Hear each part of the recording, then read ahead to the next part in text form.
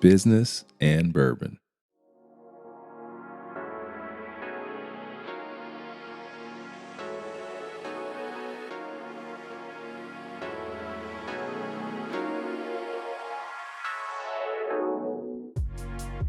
Nick is a really smart guy because they don't let dummies into Cornell. Well, actually, I got in because I could run fast, man. I got in because I was in track and field. I'm a fan of bourbon. I was born in Southern Indiana, right near the Bourbon Trail. Honest talk with smashing dishes in the background. That's what geeks us up. I'm up on the stage rapping Palmdale by Afro Man. Business and Bourbon, man. You can influence a lot more than you think you can influence. Yeah. You have dropped 3 massive gems in a short period of time.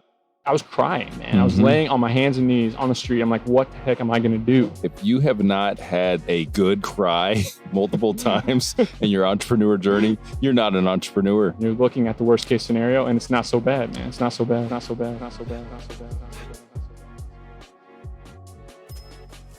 Welcome back to Business and Bourbon, where we have real talk with real people, real drinks, and a real bar, and everything is real. I'm Ronell Richards. I'm the creator and your host.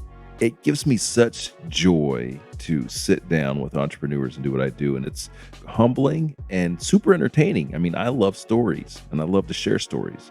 And like a lot of you, I love to hear a good entrepreneur's porn story every now and then, right? Which is, those stories where, put yourself up by your bootstraps and made something out of nothing. But for those of you that listen to my podcast, those aren't real, right? Those are just stories.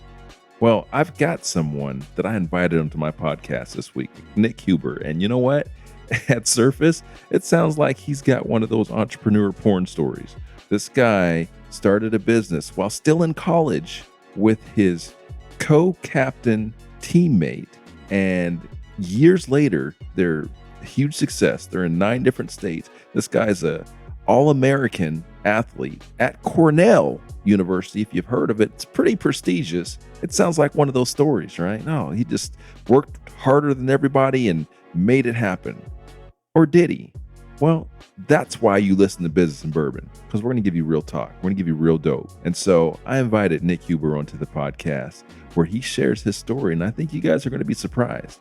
Decisions that a lot of you guys out there are making on a daily basis that are getting in the way of your success. And he just chose to make great decisions. And I won't steal his thunder, but he's a Cornell guy, but doesn't consider himself to be super smart. He just was smart enough to make the right decisions, which at the end of the day, that's what a lot of us do.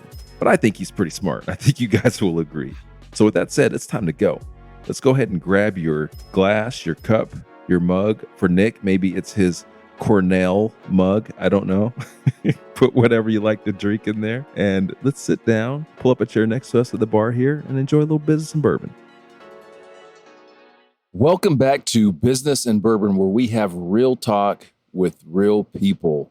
And we do it while enjoying some delicious real drinks. I am back here at, who am I? I'm Ronell Richards. Let me make sure you guys know that. They know you by your sweet voice. In case they haven't listened, this is Ronell. And yeah, we're here at the King and Duke in Buckhead, Atlanta. Another beautiful, hot end of summer day. And just had a great visit with some fans of the show, which was amazing. As you guys know, we shoot our podcast live and direct because we want to make sure that you get the very best, most authentic experience from entrepreneurs and business professionals just like you. But as we were setting up, we were greeted by about a half a dozen policymakers here in the city of Atlanta, which was super cool. That let me know that they support what it is that we've been doing and what we're going to be continuing to do here at Business and Bourbon. So shout out to those guys.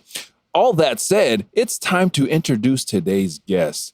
This guy, I'm gonna call him the Storage King. Yeah, I like that. The Storage King. I got Nick Huber, entrepreneur, super tall. He's a little bit taller than me, so I'm feeling some kind of way about that. But super entrepreneur is going to join us and share some real wisdom with you guys. Nick, what's happening? How you doing, man? I'm doing great right now. Thanks for having me, man. Are you ready for this? I'm ready. I think I'm energized, man. Dude, you told me before this that you are just, you're ready to share and let it happen. So, dude, I don't know if you know what you're getting into. I've been through the trenches, man. That's my man. That's what I'm talking about. So, Nick, real quick, introduce yourself to the audience. Tell them a little bit about your business, what it is that you do.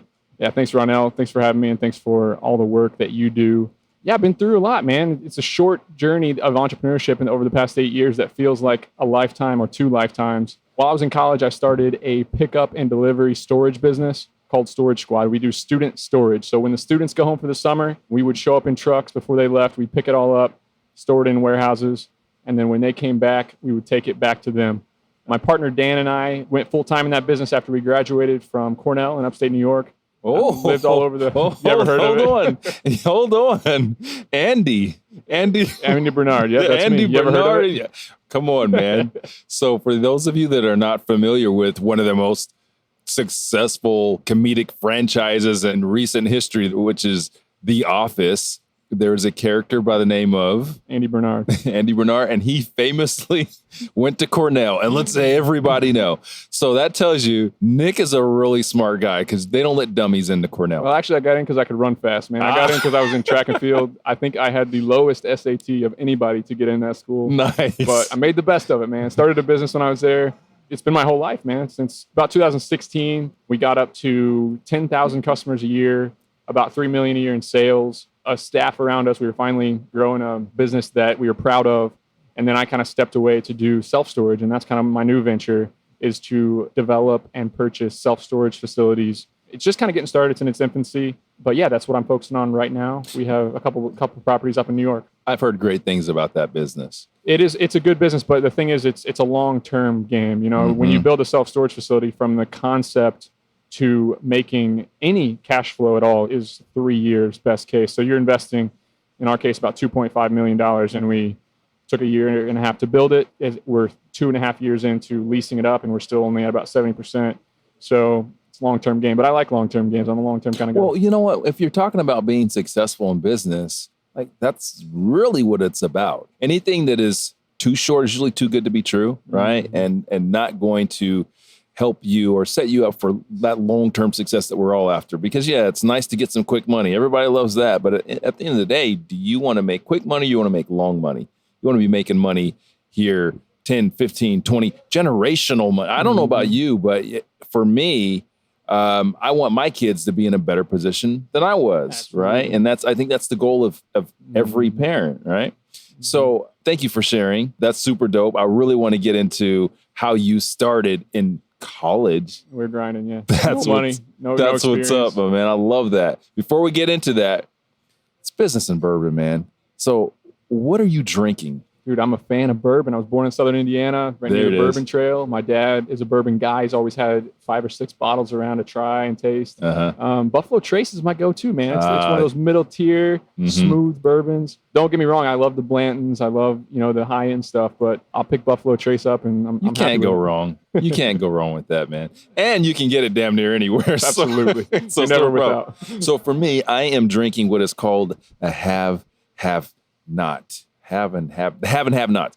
Something like that. Have not. But it is so beautiful. Isn't that pretty? Specialty cocktail right there. Yeah, man. And for those of you that will be watching this on video, you will see how beautiful this drink is. It's kind of like, what color is that, Nick? Because I like... it looks like a Manhattan. It looks like it's got some bitters. It does kind of look like a Manhattan, but it is not.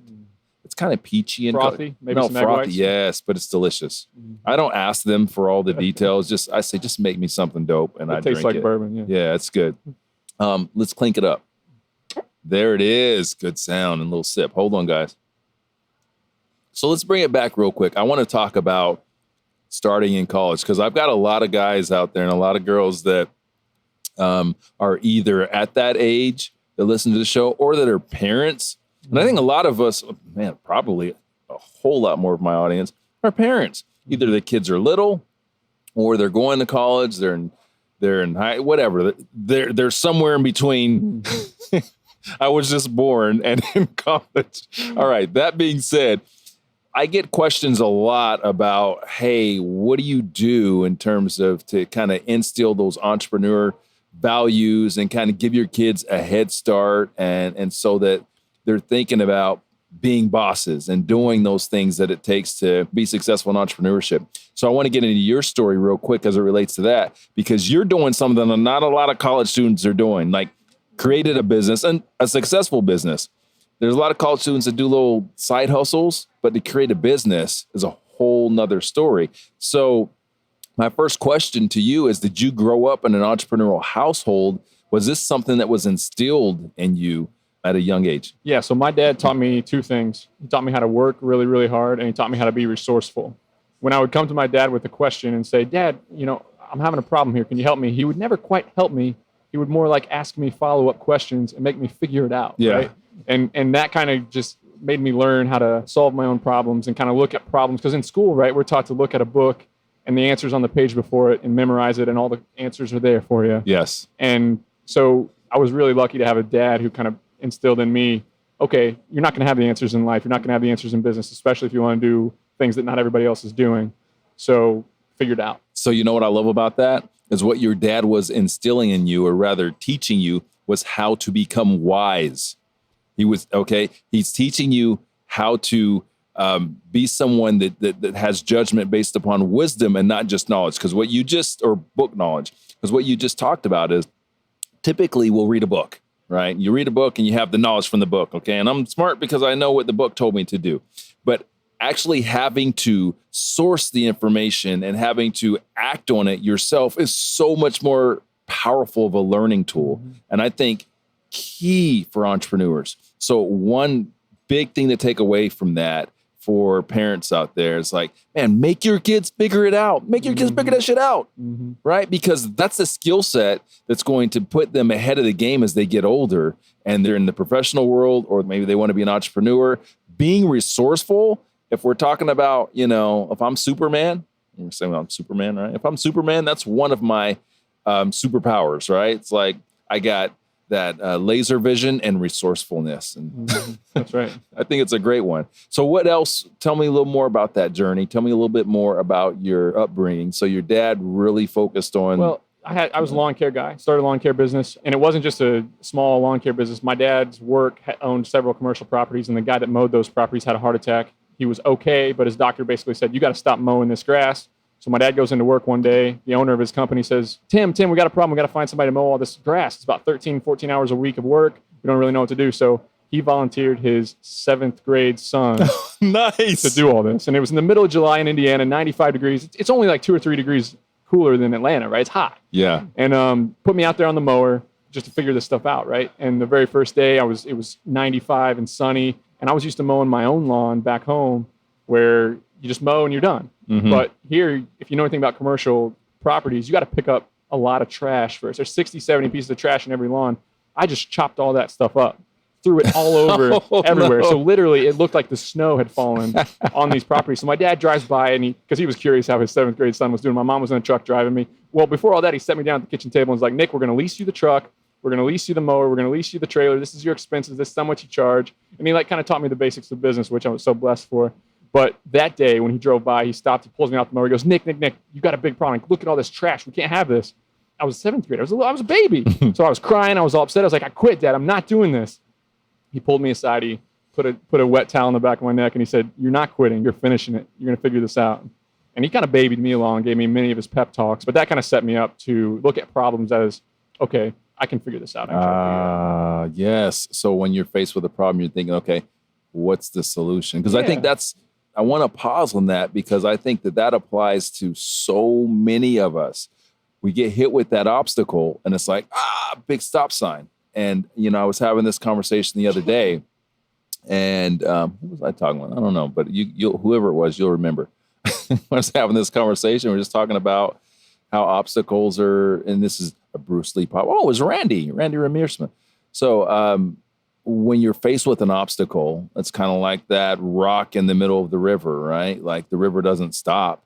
You just move around it, right? You got to find a way to get around it. And I think that is another skill that's so important for us to develop as business professionals, as entrepreneurs, is how do we look at those obstacles? Do we look at it as like, okay, that's a reason to stop? Or do we look at it as like, okay, let me evaluate this and let me find either a solution to this or the opportunity that's presenting itself because of that obstacle? Yeah, and I think you can take that even a step further. And when you look at a problem, it's very easy to just say, I can't do much about that problem.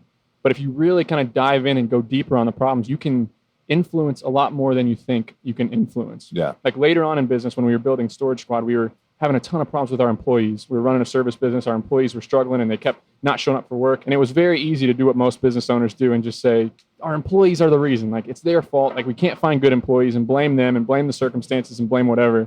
But when we said, okay, what about this can we actually influence? What about the fact that our employees aren't showing up and they're not reliable? Can we actually influence? And maybe they don't want to get a text message the night before that their shift is on the next day. And maybe they want to get everything organized for them to do well on the job. So we started just doing things to try to make their job a little simpler and a little bit less on their plate and take things off their plate. And that allowed them to also be resourceful. They could solve some problems. Nick, you have dropped just 3 massive gems in a short period of time. So that's a huge one because, what we do a lot as leaders and as entrepreneurs that have employees is a lot of times people are pointing outwards. When there's an issue, they're looking at the employee, they're pointing at the employee, and they're not looking at it this way, which is the way that I've always tried to run my businesses is what can I do? It is my responsibility to make you successful. So if you are a failure, I'm a failure. Take all the what blame. What am I not doing to make you successful? Don't get me wrong. Sometimes people are duds and it just doesn't work. But your first process should be, am I doing everything that I should be doing to support that person and to make them successful? And one thing about success of employees, especially in small business, it's not one size fits all, people. You can't just plug employee, plug here, and they're all going to have, when you're in a small business environment, you really have to look at them as individuals, and you need to figure out the recipe to make that individual successful because it's different with all. Wouldn't you agree? Yeah, my partner and I hold each other accountable. Like, he'll call me and he'll say, Nick, how's it going? I'll be like, well, this is going wrong. That's going wrong. This is going wrong. This employee didn't show up. And I'll say, and it's my fault. Partner. And it's my fault. How's that been? It's been amazing, man. I got lucky. I think partners. Hell yeah, you got lucky. Partnerships tear apart so many businesses. But I got lucky with a partner that is a lot different than me personality-wise, but also extremely competent, extremely driven. And we have the same moral compass. We're rowing the boat the same way. The only difference is he's the one steering the boat and I'm the one in the back throwing coal on the engine. Just let's go full speed ahead. Were you guys friends before business? We were best friends. He was the best man at my wedding. He was the co-captain on the track team with me when we were doing track and field. Yeah, partnerships are really, really hard, though. I tell you what, I'm sure you know. Everybody who has been in business long enough knows that if you can deal with people well and you can talk to people and you can communicate well and you can outline expectations really well, then you're more likely to succeed. Partnerships are marriages, man. It's a marriage. So you said he was the best man at your wedding. That's because he's your second husband or whatever. Like, it's serious. And so let's talk about that a little bit in your experience in partnership. Why has your partnership worked so well?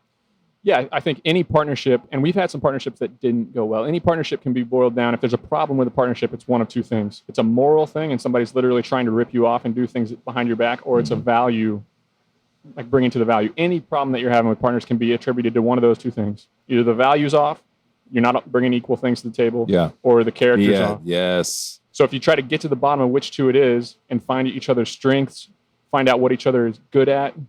Obviously, we got lucky that our morals are the same. Like, I can trust him with my bank account. I can trust him with my whole life is in this business, right?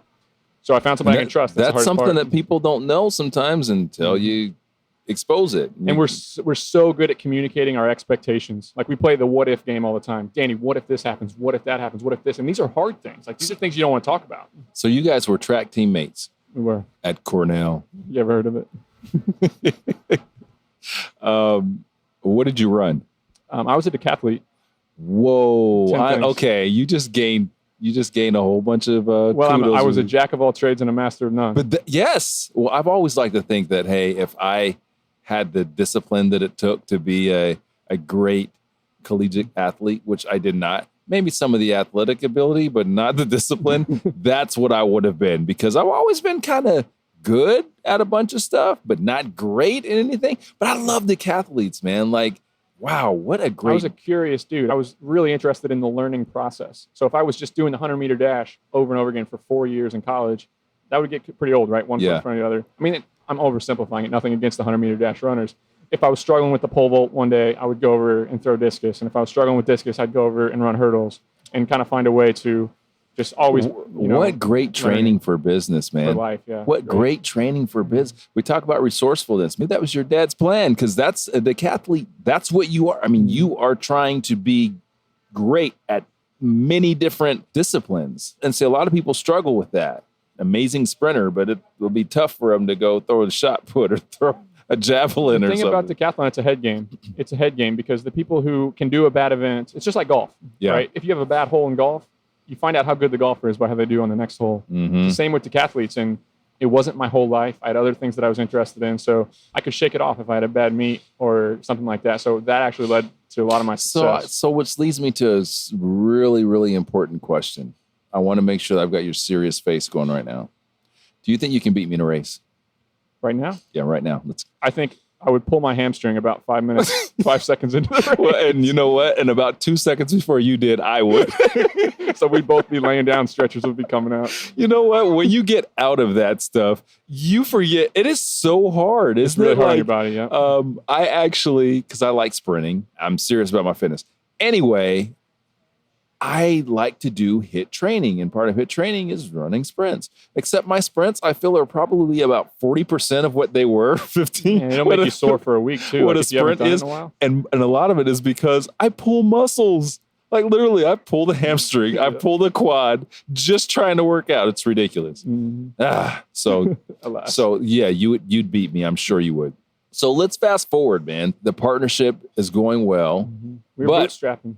We were grinding. What does that mean to you when you say you're bootstrapped? Because to me, for some people, that may be like, oh, that just means we were going out 3 nights a week. What does it mean to you? So to me, bootstrapping was the way that we funded our business, and that was ourselves, with our labor, with our sweat. We were the ones carrying the heavy boxes up the circle staircases, in the evenings. We bought a $1,500 van on Craigslist to run the business. We took out a little bit of extra student loan money, and we just fucking worked, man. We were working our butt off.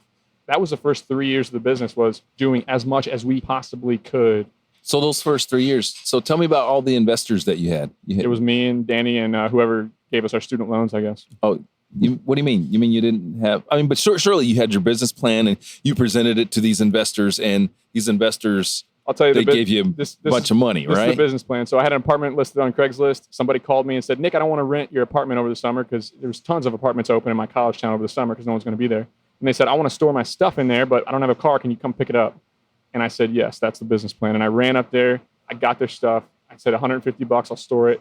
Put it in my apartment. No website, no business, no anything. Made $150 first. It's the first thing we did. And we're like, okay, there's a business for this. So I went out to all my friends, networked all over campus, showing up at fraternity houses during their meetings and saying, I'm your storage guy. And I'd give them all flyers.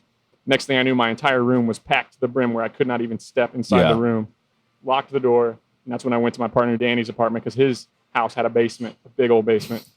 And his car, I drove a 1999 Cadillac DeVille that I bought from my grandma. Yes. He drove a 97 Buick LeSabre, which was bigger than mine. Yeah. So I was like, match made in heaven, let's rock and roll. He got all excited. We were running around all over campus, picking up boxes, dropping off boxes. And by the end of that week, I remember being at the Ivy League championships right before getting in the blocks for the hurdles and getting customer service calls and saying, thanks for calling Storage Squad. This is Nick. How can I help you today? And I would schedule the appointment, and then I'd go run the race and come back and sitting in finals and then getting out of finals to 6 missed calls from customers. Wow. So at the end of the week, we had, say, $3 or $5 grand cash sitting on our bed, and we're like, okay, that was fun. That was fun. Let's try to make something of this. Man, I love that. The reason I wanted to ask you that in terms of the investment and everything, because one of the questions that I get all the time, and I know you hear this too, because you've got an awesome podcast too, by the way, and we'll plug it before we finish this. All the time, people are always asking me about investment. Always asking me about investors. How do you get investors? How do you get investment? And here's the reality, people. Investors care about one thing, making money. They don't care about your dream. You have a great dream and they don't give a shit about your dream. What they care about is, how can I make my money? I want to make my money back fast, and I want to either make it back fast, or if it's going to be longer term, I want to have a big stake in something that's going to be massive, right?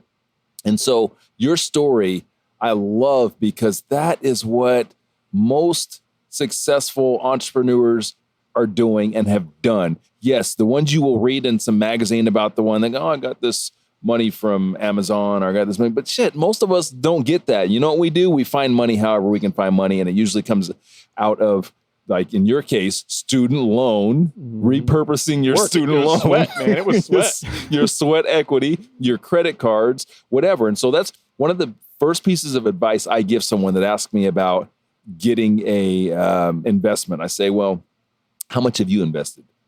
Because if you're not willing to put all of your shit on the line, if you haven't put all of your skin in the game, how can you possibly ask someone else to do it? You know? But anyway, I love that story of startup and in college. That's pretty dope. I'll do my rant about entrepreneurship culture if you want a little 3-minute rant. Do I want it? Oh, man. Go. If you walk up to somebody on the street and you say, what does entrepreneurship mean to you? And they'll say, Shark Tank. They'll say, new idea. They'll say, oh, I thought of that. They'll say, Steve Jobs. They'll say, Mark Zuckerberg. They'll say, Silicon Valley. And when you and I look around at the wealthiest people that we know, at the people who, and when I say wealth, I'm not talking about money. I'm talking about they have their time. They're doing what they want to be doing. There it is. Yeah. They didn't have new ideas, man. They didn't have new ideas. Yeah. They didn't have new product inventions. They didn't have venture capital funding. They were doing the same stuff that normal average Joes were doing every single day. And they just carved out a little bitty piece of that pie and they worked. And business is a snowball, as you know. You start somewhere, and I started in a hallway loading a heavy box.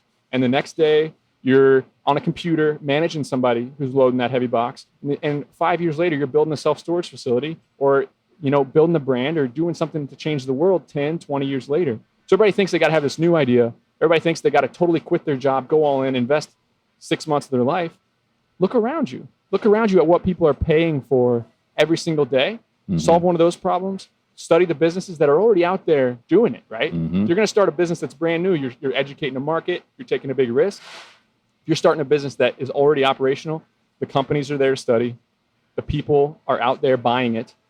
And you can look and say, oh, I can do this a little bit better. I can carve out my piece of the pie with the initial goal of just not having a 9-to-5 job anymore. So, Nick, are you a genius? No, I'm not. Okay, so you know about entrepreneur porn, and everyone listening to this podcast knows about entrepreneur porn because this is what I talk about every day. And entrepreneur porn is all of that stuff that gets us all excited because we can make it overnight. I'm going to go quit my job tomorrow. I'm excited. Yeah, I'm going to go do it. So on surface, your story sounds like entrepreneur porn, right? Like he was in college and he just decided to make some money and he made a shitload of money and now it's end of the story. So that's why I love digging into your story and really letting people understand that, like, first of all, it didn't happen overnight, for one. And for two, like, you're grinding. Being a Division I athlete is hard as shit, okay? I don't care what sport you play. It is hard. You are, in most schools, you're a athlete student, right? So you've got your academic load. You've got your athletic load as well. I met my wife 3 months earlier as well. I was building a relationship with her. Jesus Christ, dude. And so now to say, okay, I'm going to start this business and I have to work this business. Like I don't have people to do it. I got to do it is a tremendous load and it's a tremendous responsibility. And it's something that quite frankly, most people aren't willing to do. And that's why they didn't have the success that you did. It wasn't because you're a smart guy. Let's just establish that. You went to Cornell. Everyone knows you went to Cornell. But it wasn't just because you're a smart guy. It's because you saw an opportunity and you were willing to bust your ass to make it happen. Right or wrong? And I tell you what, man, the ups and downs of entrepreneurship, the anxiety early on of, am I doing the right thing? And sitting down with my dad and saying, I know, Dad, you invested all this in me. I know you sent me to an Ivy League school, and now I'm going to buy a $1,500 cargo van on Craigslist and move around boxes for a living. I mean, try having that conversation. Our friends were making fun of the van that we bought and what we were doing, and they're laughing, being like, I give it 3 months. You know what I mean? What was your major? It was labor relations, which is like a business HR. I mean, it was whatever the Cornell track coach could get me into at Cornell. You know what I mean? Yeah. But the anxiety of doing that, and nobody realizes that 3 years in, I'd still not paid myself beyond what I absolutely needed to live. And me and Danny were in a warehouse in Boston. I vividly remember being in a warehouse in Boston, and we were totally overloaded with customers. It's 7 p.m., 7 full trucks of student stuff come back to the warehouse. And we have no choice but to send our employees home because we have to have them show up the next day. If they don't show up the next day, our business crumbles. So they leave 7 full trucks there at the loading dock for me and Danny. We're sitting on our computer doing customer service. Our phones are ringing off the hook. We're texting employees about the next day's schedule. And we had to unload them ourselves, like 7 full trucks of 25 orders of 5 boxes. So 300 items in each truck that we had to unload into that warehouse. We get done about 3 a.m., Ronell, and then we look at the customer service inbox. There's 50 unread messages. We get down into customer service. And then at 5 a.m., we go to the McDonald's that had just opened up and take a shower with baby wipes so that we don't smell bad in the elevators the next day to service customers. And I mean, we look back at that and it's the glory days now. Like, we loved that journey. Oh my God. And putting that in. That's sexy, dude. But nobody's willing to do that. Nobody sexy. nowadays is willing to do that stuff. See, guys like you and like many of you that are listening to this podcast and like myself think that's sexy as hell. Here's why. Because we understand that success is not given, it's earned. So when you're going through that, like, that's what geeks us up, not the BS, someone flashing money and riding around in Lamborghinis on Instagram, but making that sacrifice, because you knew when you're making that sacrifice, you knew what you were making it for. And so that was exciting when you were in the midst of it, because you knew, man, I'm onto something and this is going to be awesome. And it turned out to be that way. So those sacrifices that we make are what keep us going, what gets us going. And, you know, don't get me wrong, at some points it sucks. It's like our Boy Scout and Girl Scout merit badges. You know, each badge you earn gets you one closer step to Eagle Scout, right? Eagle Scout is success. And that's what your story is about. That's what my story is about. And I love hearing that. Now, let's move forward a little bit. Did your college thing. Well, before we talk about the success, I want to tell you something that happened the next day. What? Because this is a real talk podcast, man. And do it. Like, it's the ups and downs. Like, you're getting excited when you're getting the customers. Sometimes in the day you're feeling great, but 4 or 5 days of 2 hours sleep a night, eventually my employees get tired. And I remember one day where I was running a truck by myself because I had no employees to go with me on this truck. Danny was running a truck by himself, and 3 other employees were out, and 2 of them just left, went home, left the truck sitting on the street in Boston. Another guy literally put diesel fuel in a gasoline engine the same day. So his truck broke down and he's just sitting there. Our trucks are running behind schedules. Customers are calling us. And I had like a mini emotional mental breakdown on the side of the road in Boston. I'm like, what the heck am I doing with my life? Yeah. My friends are working $70,000 a year jobs in the city, and they're going out on the weekends. They're having fun. Like, they get paid every other Friday. When they go home at 5 o'clock, they leave their job behind. And here I am on a early Sunday morning in Boston, having a mental break. I was crying, man. I was laying on my hands and knees on the street. I'm like, what the heck am I going to do? I wanted to just call my mom and go home, man. That's what I wanted to do. And what'd you do? I called Danny, and he pulled me together, and he's like, we just got to get through this, man. We just got to get through this. And I drove that truck the rest of the day by myself. We answered all the customer service calls. We got a couple bad reviews, and the business was better for it, because around that same time, Danny and I realized that putting our time in on that truck was not what we could do anymore. We had to step up and be leaders and be managers, and realize that our value and our time needs to be spent in getting more employees, recruiting more employees, training more employees, getting more customers, building the business. That gave me chills, man. And here's why. And I don't give a shit what anyone thinks about this. If you have not had a good cry multiple times in your entrepreneur journey, you're not an entrepreneur. I'm just telling you right now. Been there, done that. And fast forward a year later, Danny and I are crying tears of joy in each other's arms, because we just got the contract to be the official storage provider at Penn State. That's and we cool. knew that 1,000 customers every year were going to be coming to Storage Squad. And, you know, it's just the ups and downs, man. It's an emotional roller coaster. I talk about fear setting all the time, where you literally, when you're about to make a big decision in life, you write down what's the absolute worst thing that could happen. The absolute worst. 9 times out of 10, you write that on paper, and you're looking at the worst case scenario, and it's not so bad, man. It's not so bad. That is actually a really great tool, Nick. And that is, I'm glad you shared that, because that's been a tool of mine forever. You realize your family's still going to be fed. You're going to be safe. Yes. So real talk, because that's what we do. So for me, that was one of my key coping mechanisms for building my business. It's managing that anxiety. And everything. That anxiety. Right? It's like what's the worst that could happen? Here's where that eventually gets to, if you're successful. When the worst that could happen looks like you're about to fall off a cliff. You're on your hands and knees in Boston crying to your mom. Is what so happens. When you've built this success, right? You've built this thing, and now you're staring at the prospects of losing that. And you got kids, you've been there. A wife. Yes, I have. And now we're like, oh shit. That coping mechanism, it works. It's great. I used it. And for most of you it will work. But there's going to come a point, if you're as successful as you want to be in terms of business and entrepreneurship, and that we all want to be, well, you might be faced with that prospect of like, okay, I built this big thing. And I like to use this analogy. Being an entrepreneur is like climbing Mount Everest. We're climbing that shit. And when we're climbing it, we're never looking back down. And we're just climbing. Yeah, we got a knife. It doesn't matter. Little frostbite. So what? We're climbing. That's all we can think about is getting to the top. And then we get to the top. And then we're faced with the prospect of falling off that mountain. And we look down and we're like, holy shit, this is high. And it's scary as hell. And my advice to folks out there, when you get to that point, and if you get that, because I've been at that point, get help, therapy, get a therapist, get someone to talk to, because even though it seems far more daunting than it did earlier on, at the end of the day, as long as you've got your health and you've got your family and your loved ones, and what else matters? Absolutely. Would you agree? Absolutely, man. You can always rebuild shit. Yeah. You can always rebuild it. So you are also dating your wife through that period, and you guys are obviously married now. You built that business. You've evolved it to now you're getting in more in the storage space and buying and developing those sorts of properties.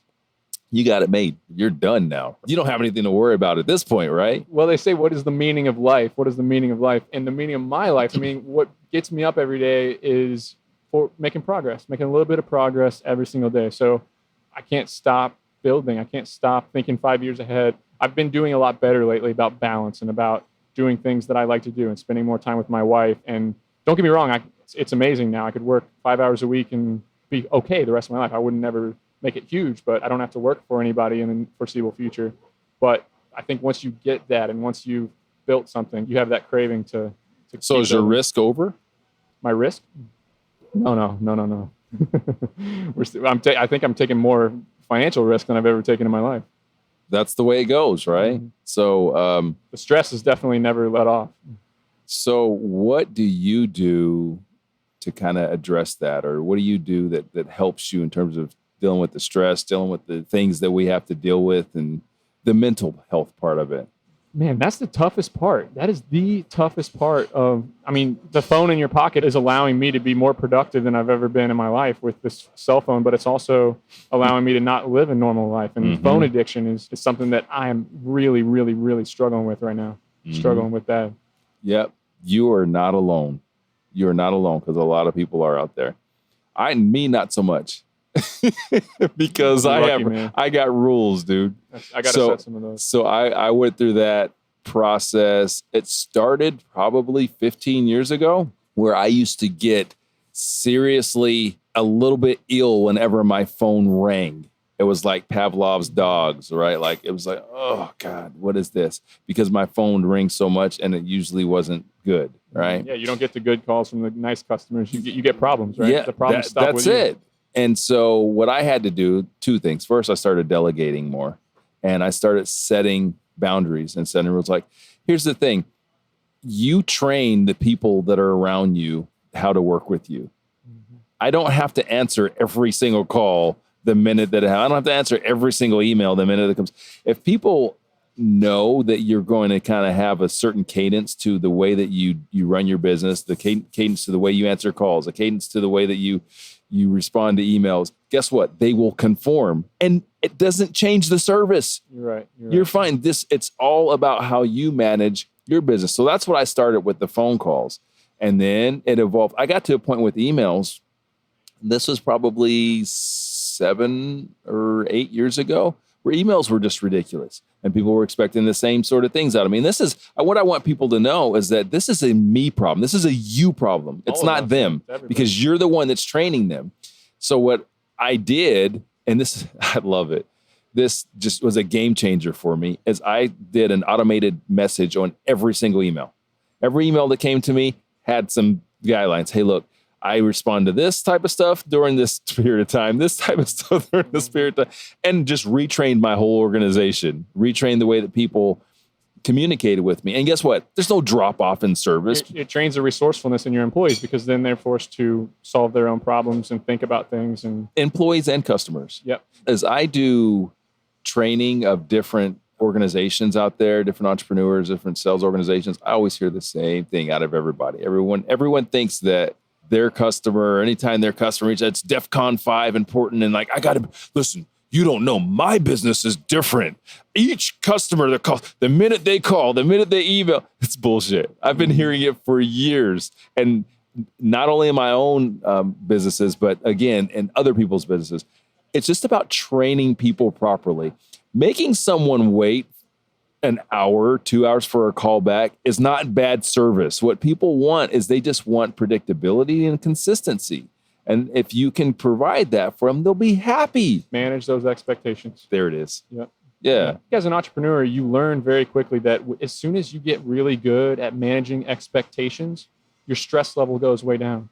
When you're selling something, Ronell, if you can walk in and say, and lay out, and people really, really appreciate this because they're not used to it, right? You say, like, these are the drawbacks. This is the risk. And you start out with maybe a deadline that you got a week or two padding in there to get that deadline. And you say, this is what we can realistically expect. See, the fun in the salesman, because I have it, you have it, is to be really optimistic and say, this is what we can do. These are all the things we can do for you.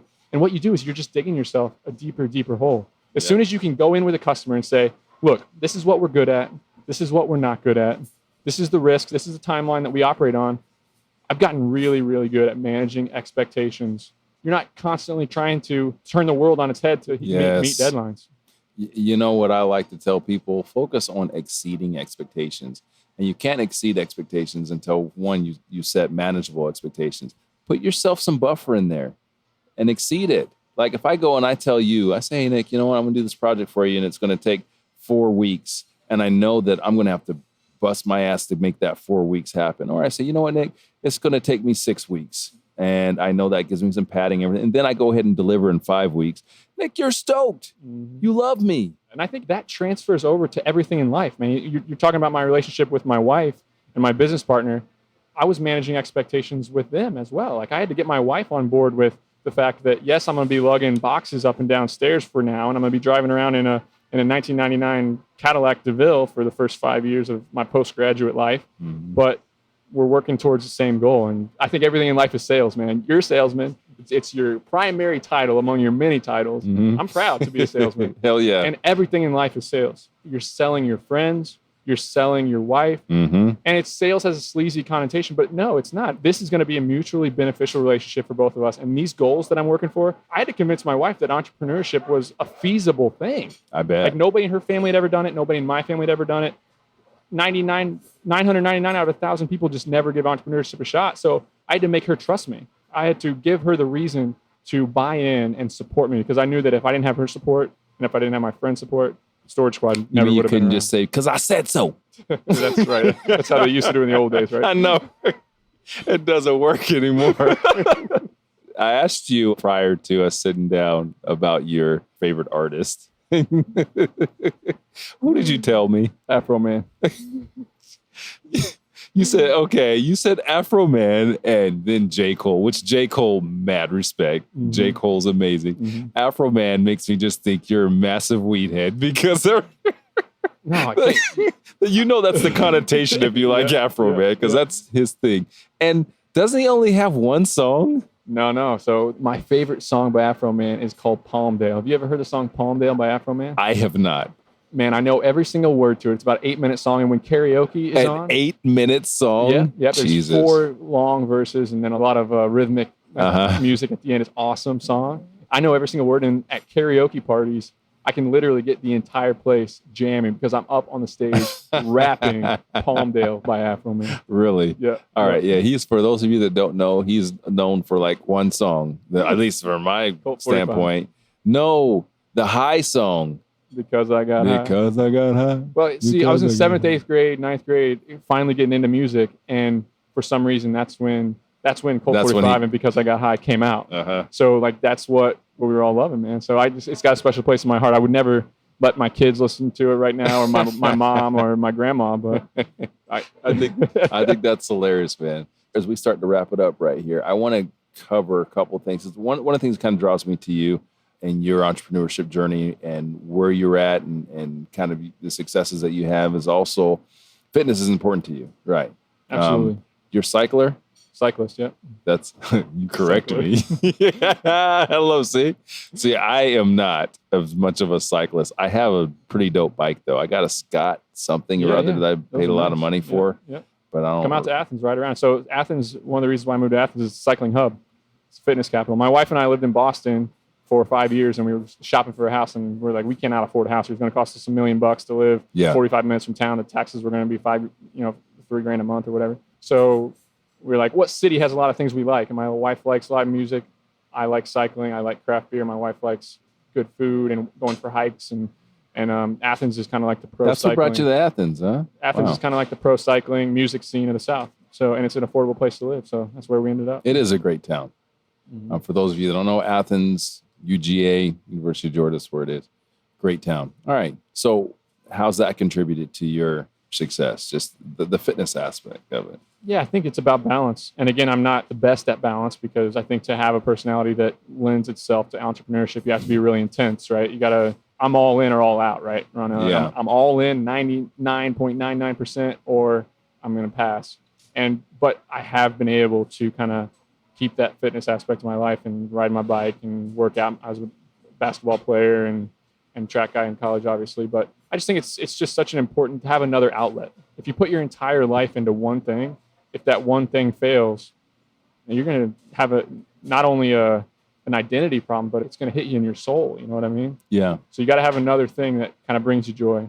I love how you acknowledged the balance, but also lack of balance. And I think that is just something that us as entrepreneurs, we develop more as we get older, because the younger we are, the more we can put in it and the more we put into it. And as we start to get a little bit older and have whatever things come with that, and I'm just meaning families, kids, all that sort of thing, some of that kind of mellows and they help to give us more balance. The kids those really of us that have, kids and families and stuff like that, and those of us that don't, find it. Having kids is a sacrifice. It's tough. Fight like hell to find it, because if you don't, it will kill you.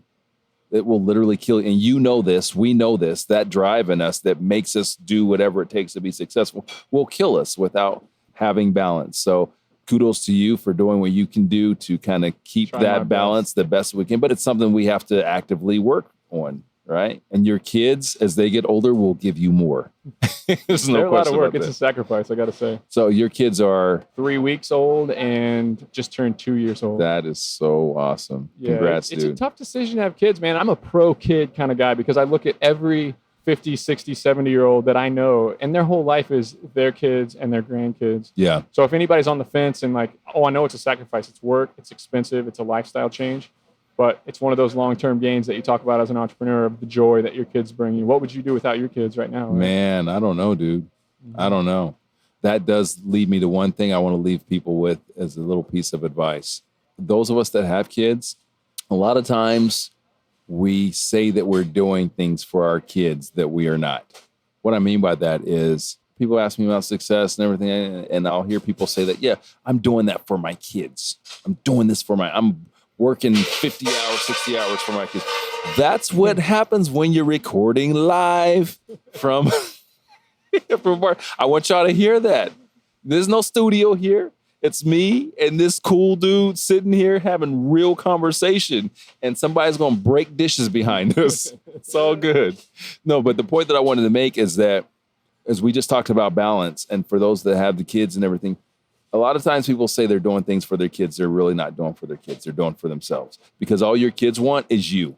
They want you to be present.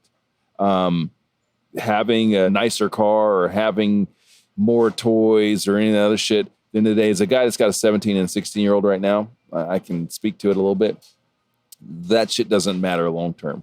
So I would just say, think about that. That's something I want to leave people with. You're in entrepreneurship, if you're a business professional, you're out there trying to kick ass and do what it is that we do.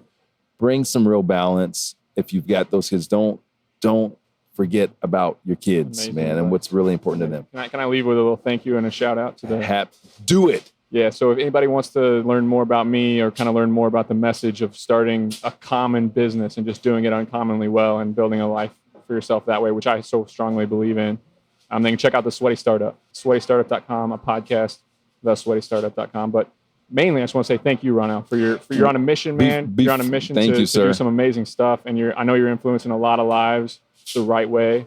Thank you, sir. But before we wrap, tell people where they can find you. Websites, LinkedIn, all that stuff. Yeah, you can send me an email, nick@sweatystartup.com. If you have any questions about business, you want to get some advice. We have a community growing on Reddit, actually. We use that for a forum platform, Sweaty Startup subreddit. But yeah, just type in Sweaty Startup and you'll find a lot. We have a lot of literal business tutorials of some ways that you can start a small local business. That's awesome. From the ground up. So that's awesome. Make sure you subscribe. Nick, thanks for being on, dude. You're amazing. Thanks for sharing. Thanks for your vulnerability. I know that everyone listening appreciates that. That's what we're about. We want to give the people what they want. We want to give you a real, honest talk with smashing dishes in the background. That's what we're about. So at this point, it's time for us to close out the show. When we close out the show, Nick, we say we Can I do it? See, because he listens to all the shows. So I'm going to say nothing. Nick does it by himself. Nick, on you. Ronell, thank you so much. And we out. Thank you for listening to the Business and Bourbon podcast. Please subscribe. And if you like us, give us a 5-star rating. If you don't, have another drink. Maybe you'll feel a little bit differently. If you'd like to check out our videos, you can go to businessandbourbon.tv. That's businessandbourbon.tv. In addition to that, we're currently touring the United States with our Business and Bourbon live show. It's a fantastic show where we do whiskey education and we do some Q&A, and it's a great networking event as well. So if you'd like to attend one of our Business and Bourbon live events, you can go to businessandbourbon.live. Again, that's businessandbourbon.live. Thanks again for listening. We'll catch you the next time.